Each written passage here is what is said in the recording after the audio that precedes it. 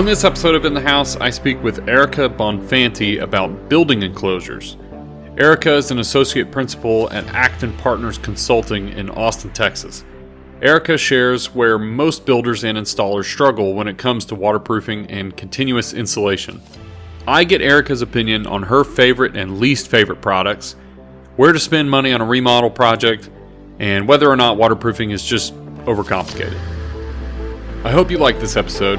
If you do, share with a friend and give the podcast a 5-star rating. Thanks for listening.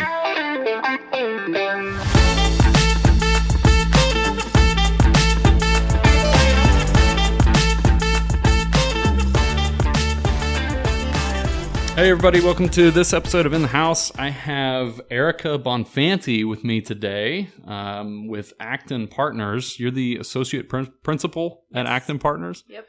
And you were just recently on the Build Show, so good job. Congratulations. Thanks. So popular right now.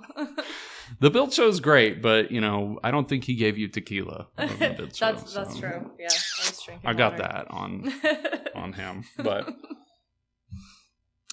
man, but tell me about your history, your background. Like, how'd you find yourself at Acton?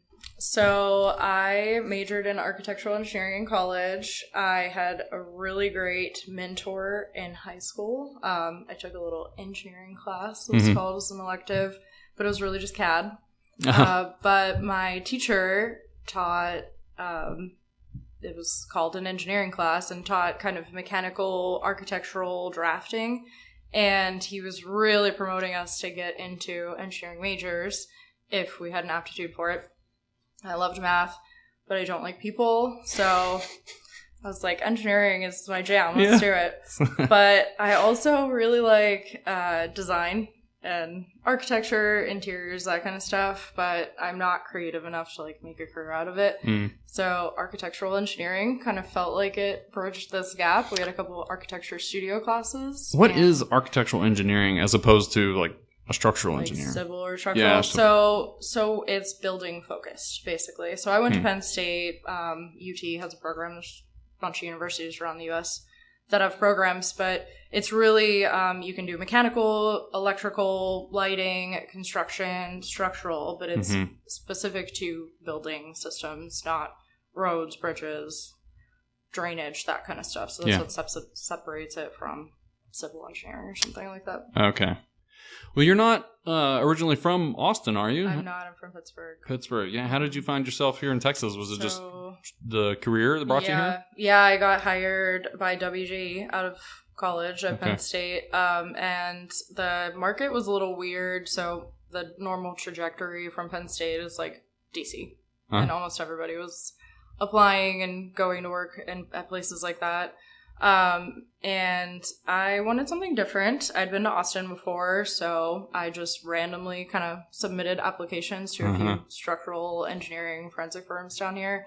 WJ was super responsive.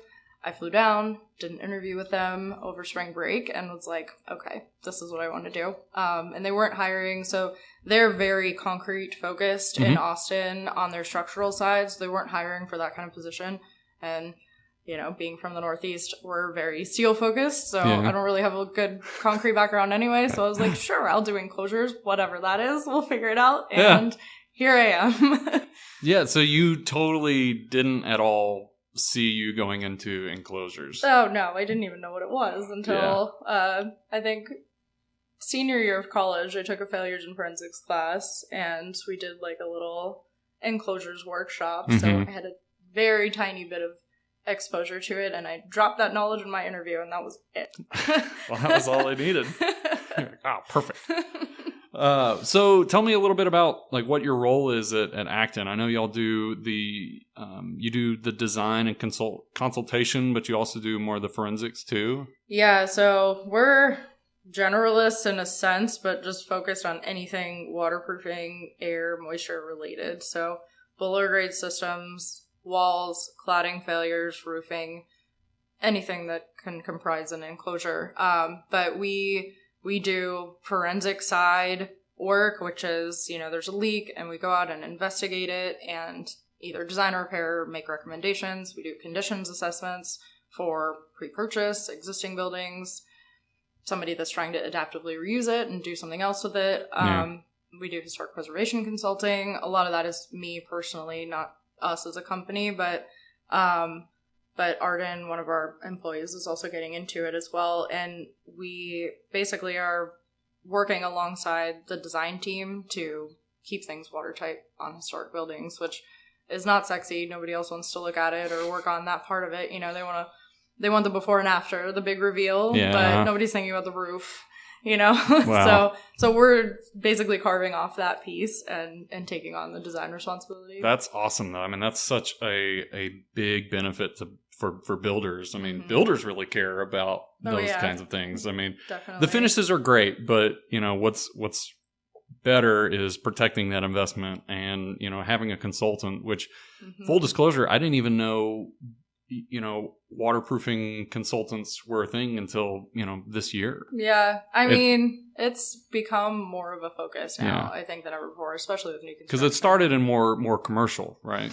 Yeah, definitely. And I think it was always like nobody wanted us to post anything on social media or on our website to like let people know that we were touching their project. Right. So it was almost embarrassing that they had to hire a consultant. And now it's like, oh no, this is a promotional measure at this point. Well, was it because were you hired, you know, I guess originally hired as more of a, like on the forensic side, like, hey, there's already a problem and now we need to figure out how to fix it. Whereas now it's more proactive and we're saying we're going to try to stay ahead of it and prevent.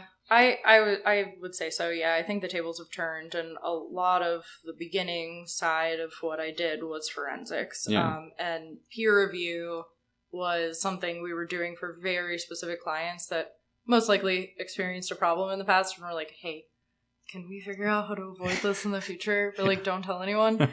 And now it's just kind of standard on most commercial projects that there's at least one waterproofing consultant on board. And that's, you know, either on the contractor side, owner side, architect side, or all of the above. And yeah, now it's kind of snowballed into high-end residential, even normal scale residential. So yeah, that's interesting. Do y'all do because it seems like realistically, I mean, the most volumes of homes are handled by, you know, production builders, production companies. Do y'all see any production builders lining up to say, hey, can we get away from cardboard sheathing maybe? I actually had that specific conversation with a production builder that will not be named. They're not as receptive because it's so budget focused, and especially on a scale of like 500 homes in this community. Anything we're recommending, even if it's $200 literally per building on the grand scale, to them, that's apparently affecting their budget to the point where they don't really, that's not a priority. That just doesn't make any sense. I agree. It's, you know, because if you could apply it to an entire community of homes, like you said, if it's $200 a house, you know, if there's an issue later, I mean, how costly is that claim? Absolutely. And you know what I mean? Yes. That seems like really cheap insurance. It's liability reduction, but then it's also pass that on to the owner. What if you use that as a marketing tool? Exactly. Hey guys, we put an interior seal around the perimeter of our windows and they won't leak. That's a huge deal. People would pay $200 for that as an upgrade, but they're not even giving them the option, you know? Well, the other problem is too, it requires a level of on-site management that is just not provided by production builders. Yeah. Which definitely. Always comes down to the lowest common denominator. Right? It's awful. But what's the percentage that you would say of like the design consultation versus the what is it? The like forensics. Forensics, yeah, sorry. We're probably 60-40 new construction or renovation, kind of getting brought in during design versus getting brought in once there's an issue or once construction has commenced and they're like, wait. So you're questions? So you're brought in early in the design phase and you're helping these young drafters, you know, with their details and trying. It would be really beneficial if we could just like gather up every one of those and show them what things look like on a job site, because absolutely. it is really hard to translate lines to products sometimes. And if all they're seeing is lines, they don't really understand the bigger picture. Mm-hmm. And I mean, that's just, the state of things in our industry, because everything's going so fast. But yeah, no, for sure. Yeah, site walks would be incredibly beneficial.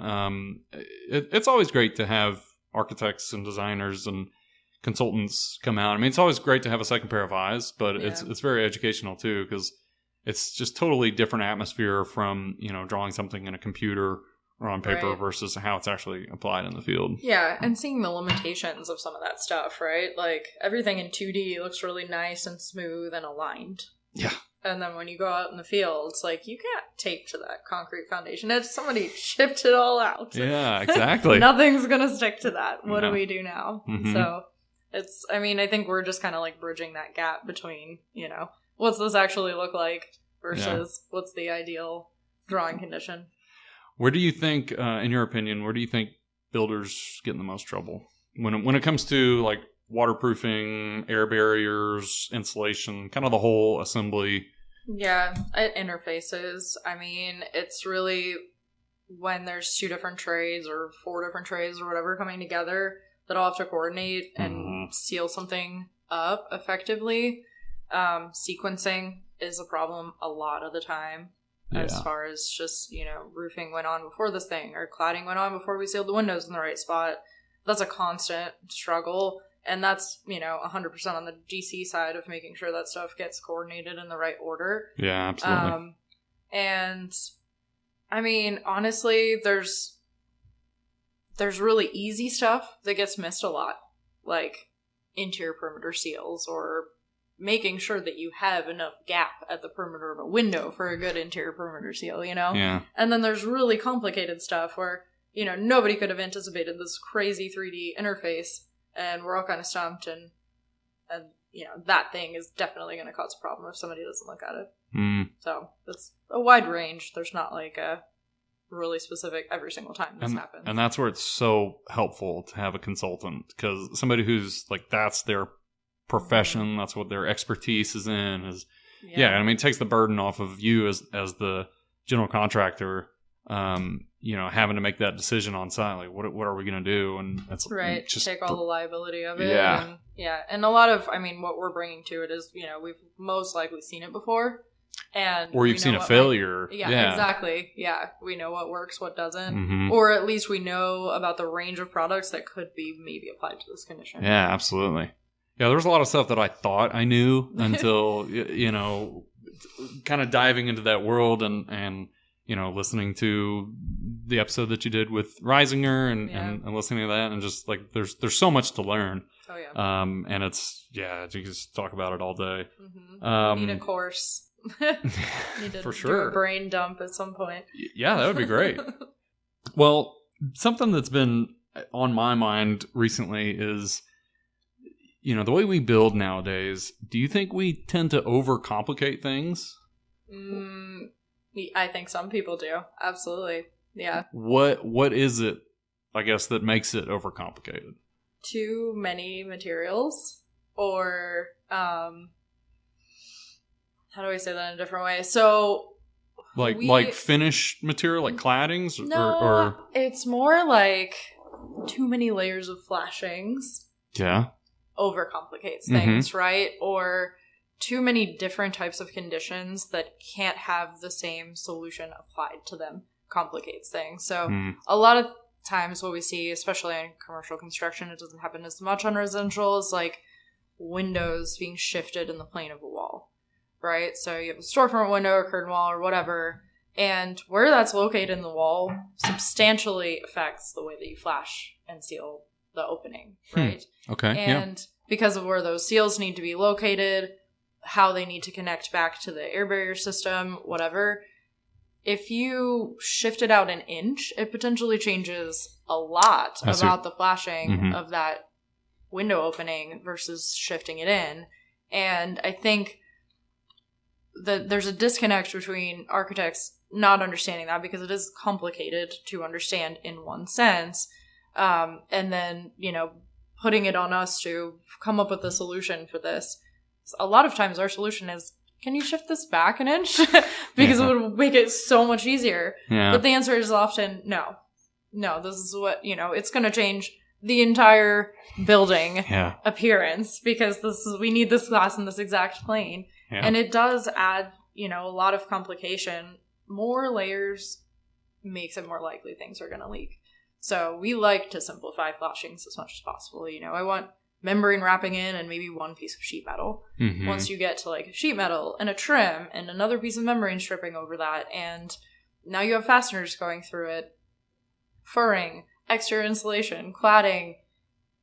That's a lot of layers and a lot of places that failures can happen. It's a lot of layers. It's a lot of hands, a lot of trades, a lot of different people involved. Mm-hmm. But isn't that just redundancy when you talk about layers? Some of it, yeah, but I think... is there a point where it's just too much? Yeah, because water can get trapped in between those interstitial layers and create an issue. So, yeah, I think like backing off of that and doing what is enough to provide redundancy, but not so much, we don't need 3 layers of redundancy. We need 1, Yeah.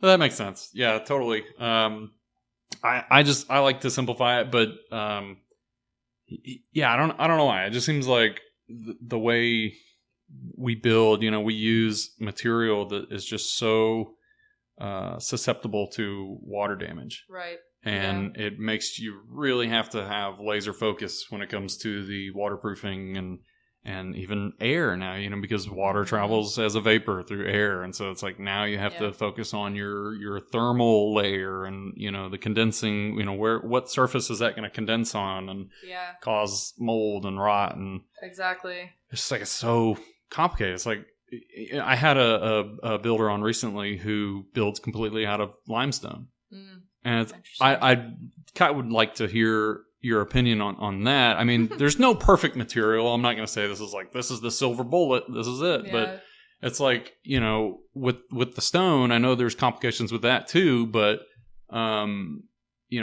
it at least takes some of the hassle of, if it gets wet, hey, it's not a big deal. It's stone. Right. Yeah, there is a huge benefit to using materials that are less moisture sensitive, right? Like even plywood versus OSB or something like that. But I think ultimately it comes down to the simplification aspect comes down to aligning what you're doing with the skill of the people that are installing it, right? And anything can work, but if you're working with people that, they're not skilled trades, they don't know how to flash complicated interfaces, you're asking them to come back 3 times and flash in different things, it's way more likely that something's going to get missed or they're not going to do it perfectly versus doing one good thing. Mm-hmm. It's more likely that's going to happen effectively. But, I mean, you could do that with OSB and wood framing and, literally the cheapest type of material can be done effectively. It just becomes more critical when it's done well. Yeah, exactly. It's got to be performed well. Mm-hmm. And of course, as you alluded to, a lot of it is architect driven. Obviously you can't build every structure out of solid limestone. When the budget, but there's budget. Yeah, there's the logistics of it, and then it's just driven by the architect. It just doesn't fit the style of the house. We can't have stone walls or whatever it is. But so I get that. A lot of it is driven by the architect and budget and the client. But so the question is, if you were to design the perfect wall system, but with no regard to budget, what would you do? I mean, first answer is I would build a cave. Okay. It's too hot here. Exactly. Yeah. Dig and a I hole. want to live in the ground. Yeah. I'm right there with you. Basements are becoming way more popular these days. And then, I mean, that's just concrete and waterproofing at that point.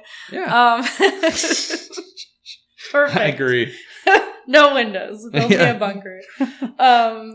But, I mean, I am pro products that are more durable and are going to last 100+ years, right?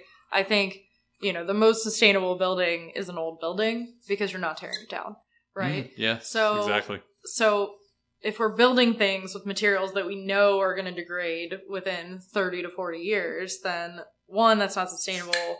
Two, that to me is just stupid. It's a waste of money, whatever else. You can literally get twice as much life out of plywood versus OSB. We have proof of that in concept by looking at older buildings here. Old growth lumber, that kind of stuff, right? We don't have that anymore, really. So, I mean, I'm pro masonry materials for that reason, because they do last, and they are still constructed in a manner that's going to last over 100 years. And even then, they are recyclable. You know, you can pull them down, you can reuse them, you can chop them up and make them into something else. I mean, it's virtually limitless with that material. I mean, same with wood. Wood is very versatile. Agreed. But yeah, I like mass timber. Yeah, mass timber.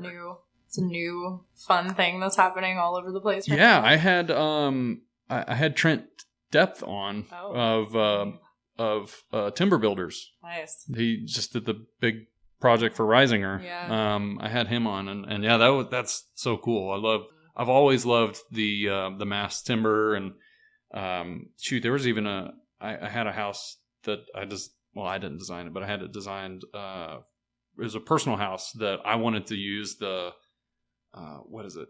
The CLT. Yes. Sorry, I couldn't think of it. I wanted to use CLT instead of doing just the trusses with the subfloor. I was like, it'd be so great if we could just build, because it was like a long box. Basically, it was up on the second floor. Each end of the box was glass, and so the engineer was like, "Well, there's no shear strength." I'm like, "Well, can we just do CLT or something?" Yeah, like just pin it together and have these very rigid moment connections. Like, there's a way. Like, we can figure it out. Absolutely. But anyway, I digress. Do you want one of these? Yeah, that'd be great.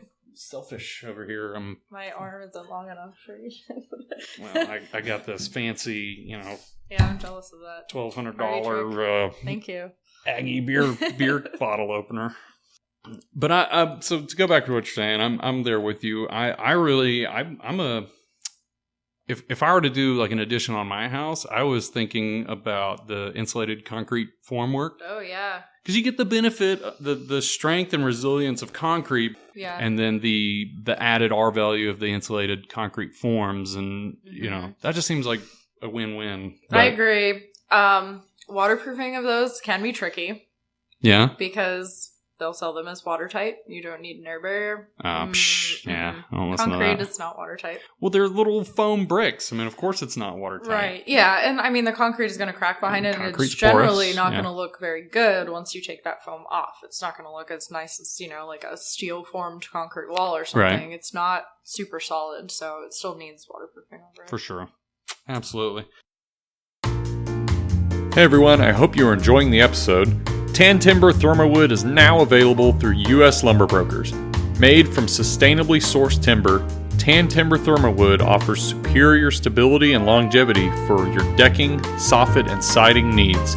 If you want to experience the benefits of thermally modified timber on your next project, give U.S. Lumber Brokers a call at 512-927-1111.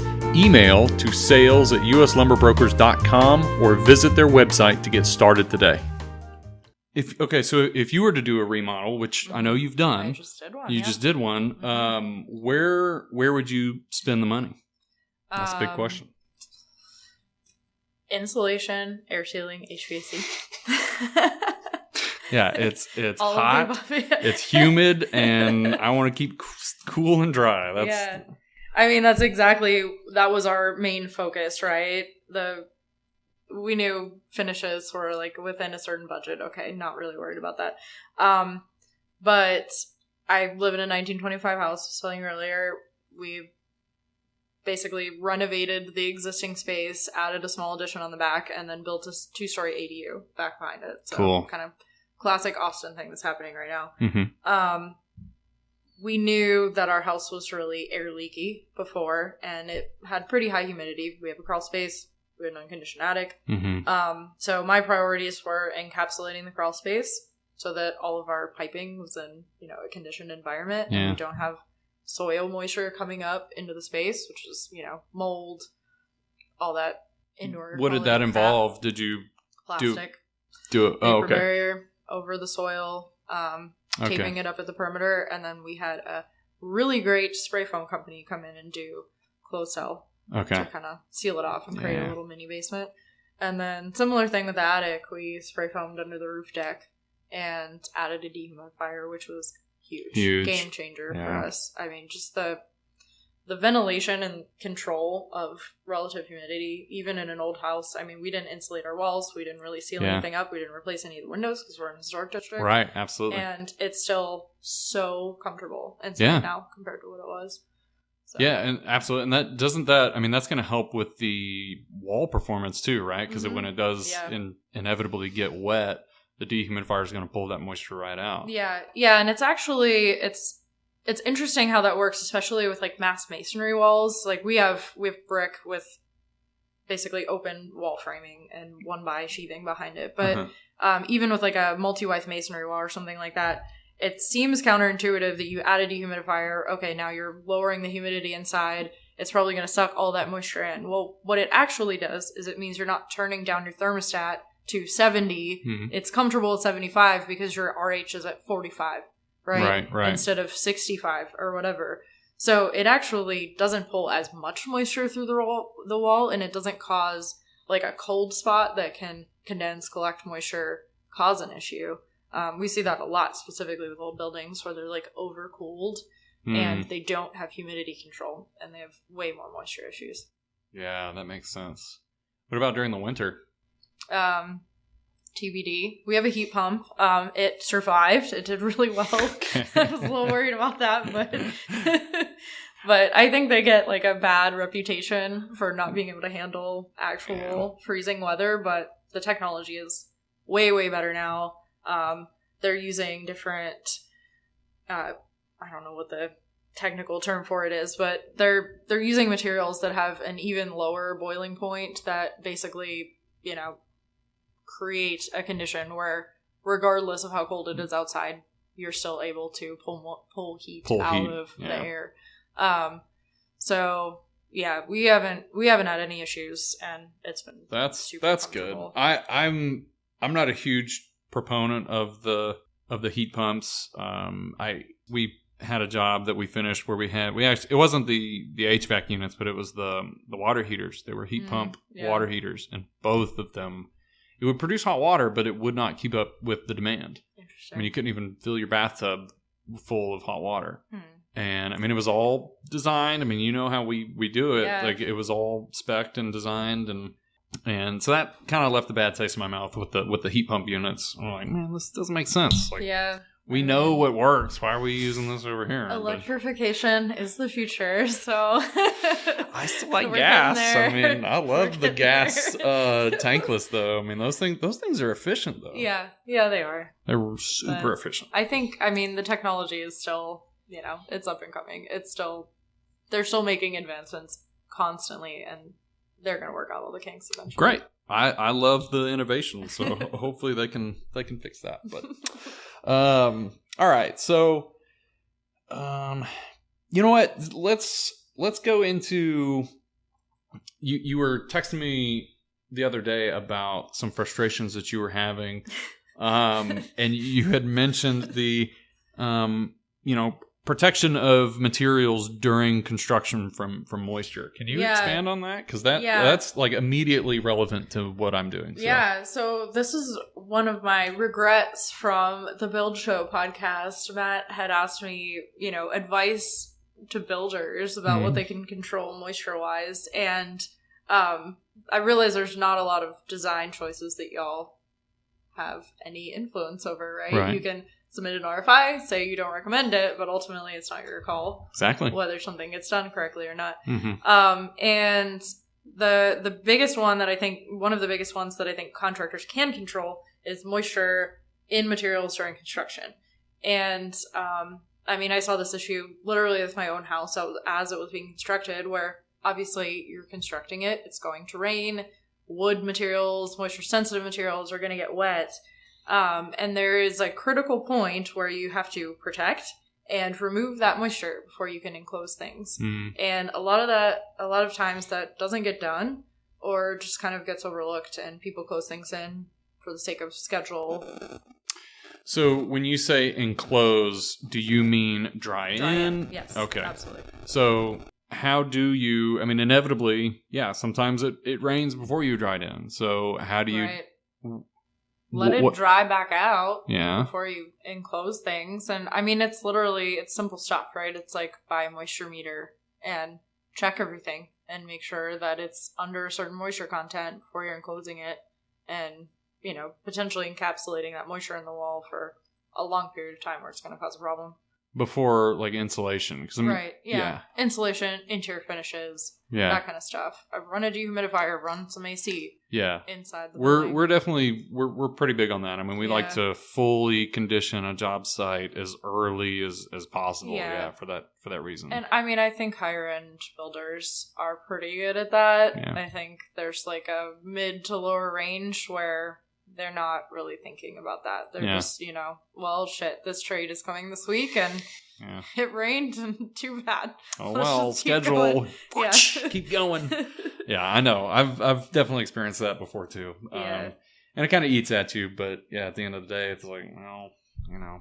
Right. But there's also not, like, there's not a current guideline or industry standard for how to manage moisture during construction. And I'm actually on a ASHRAE technical committee that has submitted a potential research project for that exact thing, to develop a guide for contractors to control moisture during construction, because it is kind of an overlooked area of, you know, something that contributes to moisture in buildings that people don't really think about as much. It is tricky, though, because, I mean, like I said, it comes down to budget and running those ACs. I mean, even renting or purchasing your own package units, like, it's tricky.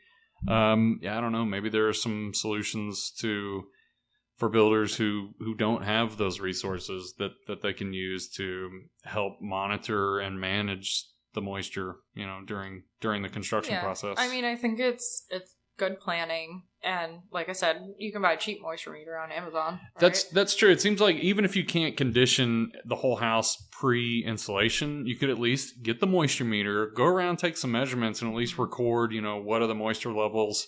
Yeah. And maybe, you know what, maybe we need to push the installation guys another week. Let's just put a dehumidifier in here for a few days and let it dry out. I'm like, that seems like it's not hard. Minimal cost. Right, exactly. So that makes total sense. And it's becoming more important for certain projects, like we were talking about mass timber, CLT. Yeah. There's a lot more wood now in the building that has to be considered as you're constructing it. You can't just leave CLT exposed to the elements.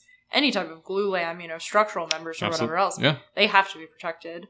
That's a structural element. It's not just, you know, wood stud that had some redundancy. So, I mean, it's becoming a bigger thing. Yeah, absolutely. Yeah, and I'm right there with you. I'm a big proponent on that. I think it's great. I mean, that and just, you know, comfort.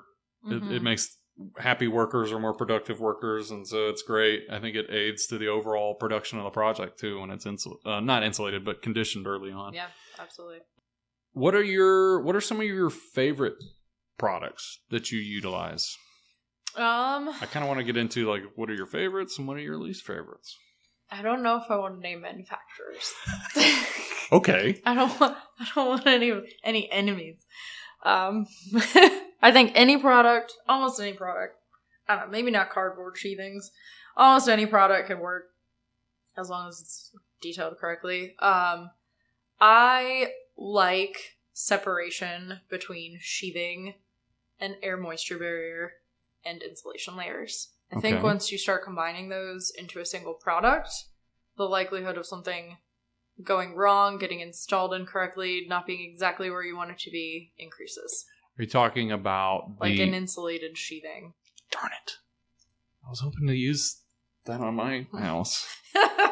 I'm not saying it's bad and don't ever use it. In fact, we used it, but it is eliminating sets of redundancy that I think are beneficial, especially in, like, you know, a higher end house or a condo or something like that. I mean, zip sheathing is everywhere these days. there's a place for it. And it's type 5 construction.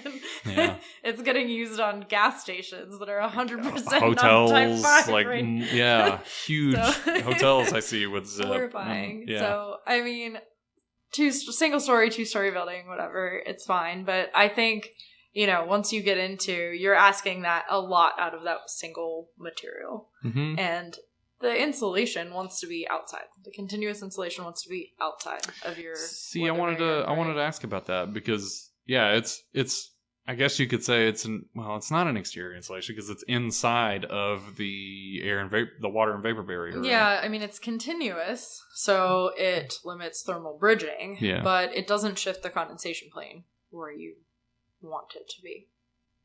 So it's addressing one of the two reasons for doing continuous that insulation. Makes sense.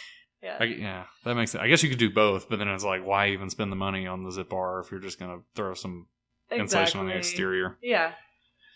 To your point, though, it is. I like zip. I'm planning on using it on my house. I think the zip bar is great. Especially on older houses that maybe needed some additional insulation in places. We used it on ours. Yeah, and on our EDU. And I think it's relatively affordable, as opposed to some other products that are out there. And so maybe for the everyday person who's wanting to do a little DIY on their house, I think it's great. You can buy it at any of these big box stores and absolutely install it. And there's plenty of videos. I know Matt Reisinger has plenty of zip videos where you could go and look and see how to do it. I mean, I think there's that. And then I still think it's better than like a house wrap product. Oh, right? I hate house wrap. Oh my gosh, I hate it.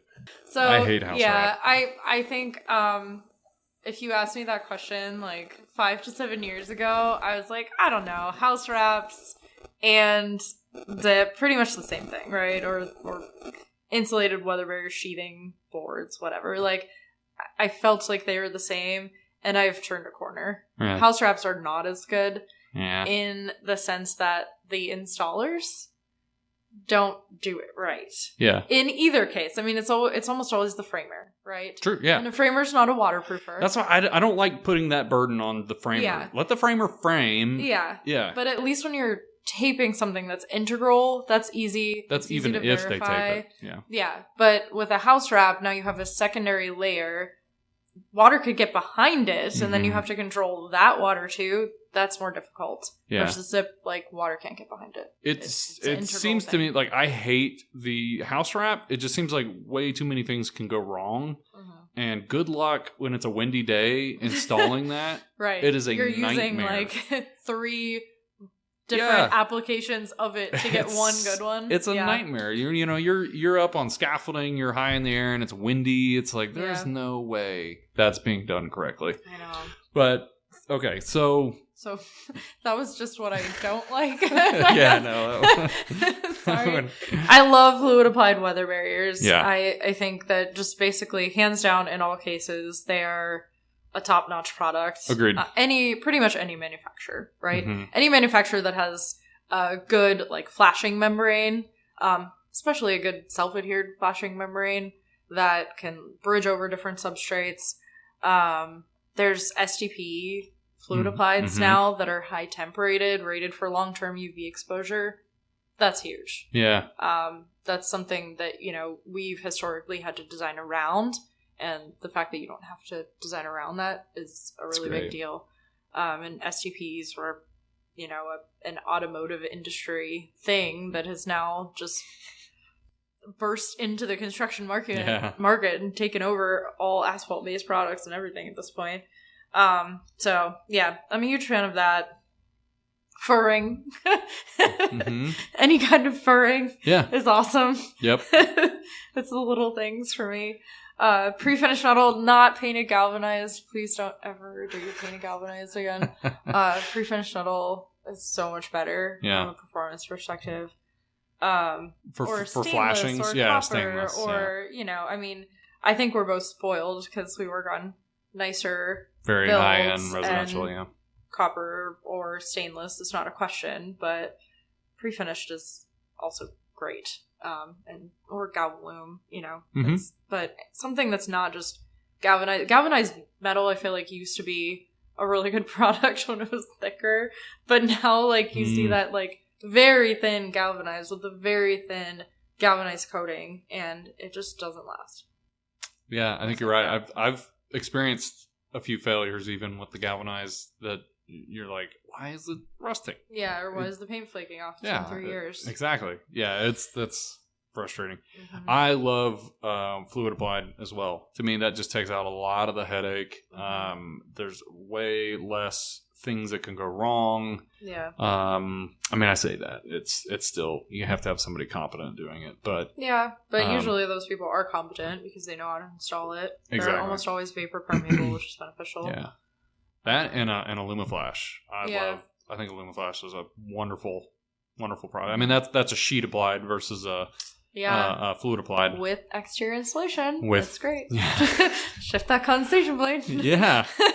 Well, so tell me, that was another frustration that you said you had was the continuous insulation requirements. Mm-hmm.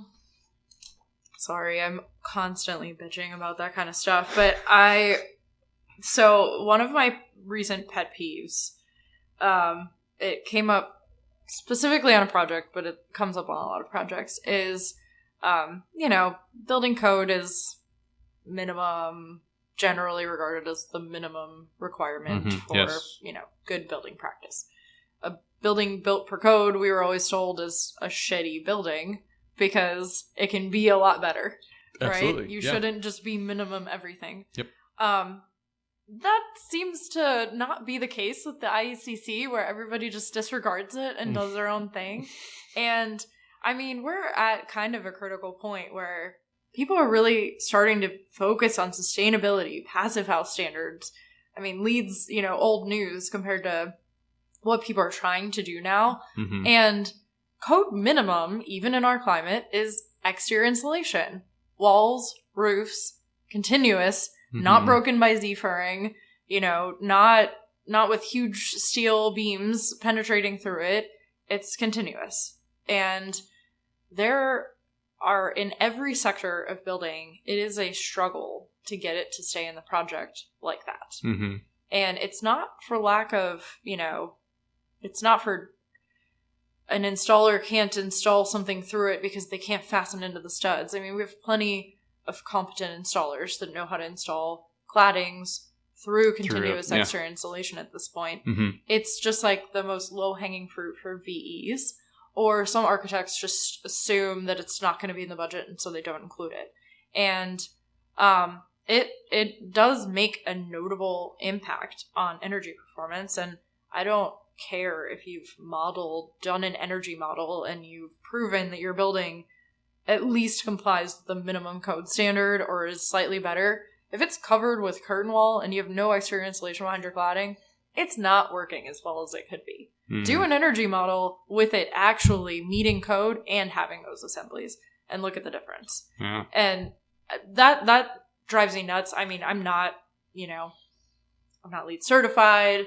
I'm not super pro sustainability. I'm not getting into fights with people about this, but as an enclosure consultant who sees the stuff, designed and constructed every day, there's a very flippant attitude towards some of these sustainability components that have been added very intentionally into the code that drives me nuts. Like we're working on projects that are going for LEED certification, and because an installer complained about having to attach through an inch of exterior insulation. I mean, move to Montana and talk to me about attaching through exterior insulation. Suck it up, man. Like, this is an inch. We're talking about, 4.5? They make long, fast. They make screws this long. Yeah, there's ways of doing it. Like, you have to be diligent. You have to know where the studs are, but it's possible. But even good, high-profile projects that are promoting the aspects of sustainability that they've included in the design have continuous metal Z-furring between 1 inch of exterior insulation. It's like, cool, now your R5 is R2. Mm-hmm. Why did you even do it? Yeah, that doesn't... End rant. Can you, the exterior insulation, is it typically like a rock wool type product? Or XPS, polyiso, EPS, rigid mineral wool. Do you see a lot of like closed cell spray foam? Can you even do that? You can. That's kind of an old school thing. It was definitely done, I think, more in the Northeast than ever down here. I don't think I've actually ever seen it here. But at least on the outside, we have definitely seen retrofits of historic buildings with spray foam on the inside, closed cell spray foam on the inside. We've seen that several times. But as far as like an exterior insulation material, yeah, it's almost always like a rigid board product of some sort. Would it make sense to do a spray foam? Because, I mean, we're talking about like the benefits of a fluid applied and... Yeah. And so the tricky thing about spray foam is it bonds, right? So you're bonding it to your weather barrier, so then your weather barrier isn't doing anything. And really the way that it's used is it's used as a weather barrier plus a foam insulation product. Yeah. So a lot of times there's like a coating over it. Right. But that makes flashing windows and everything else pretty tricky. And I don't think anybody in town knows how to do that effectively. Because you're tying in literal flashings to a coating on the surface.